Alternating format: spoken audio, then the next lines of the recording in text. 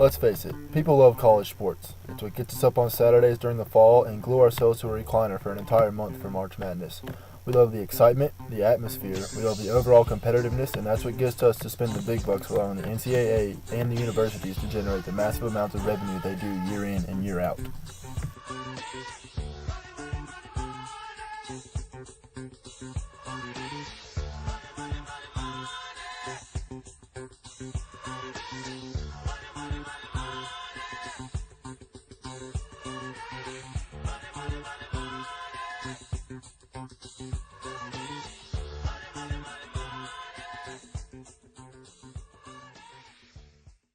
In the 2012-2013 sports calendar, the NCAA generated $871.6 million in revenue.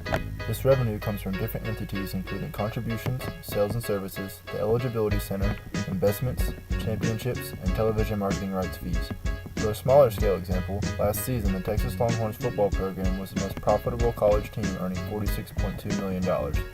Of that $46.2 million, only $4.7 million went back to academics. For those of you keeping score at home, that is roughly 1% of the revenue generated.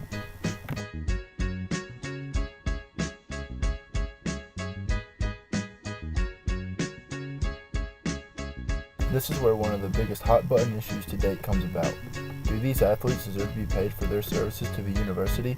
Todd Kober, a member of the Creative Services and Associate Athletic Director for the University of Kansas Jayhawks, would argue that in terms of hours put in, the daily life of some of his athletes is comparable to a full-time job. So if they are working a full-time job, why not pay them like it? Todd Kober also states, "I guess I'm a purist, and I think playing for the love of the game is what makes the college game so much more fun."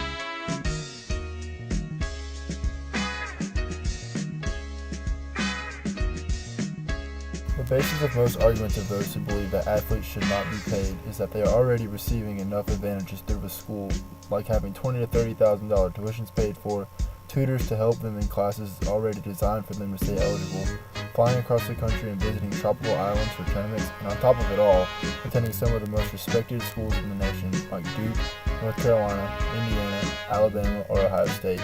In some cases, athletes are even receiving perks illegally that they have acquired without the NCAA knowing. On the other side of the issue, there are those who believe that the athletes are the largest contribution to the success of the university as a whole. Todd Kober said the athletic department is often described as the front porch of the university. There have been several examples over the past years on the impact college athletics has had on the university's application numbers, like Appalachian State's football win over Michigan and Florida Gulf Coast run to the NCAA tournament Sweet 16. After Florida Gulf Coast made their run to the Sweet 16 just a few short weeks ago, visitors to the admission page jumped from 2,280 on March 21st to 42,793 on March 25th. Also, the sales of men's apparel to the school's bookstore were increased by 1,204% from 2012.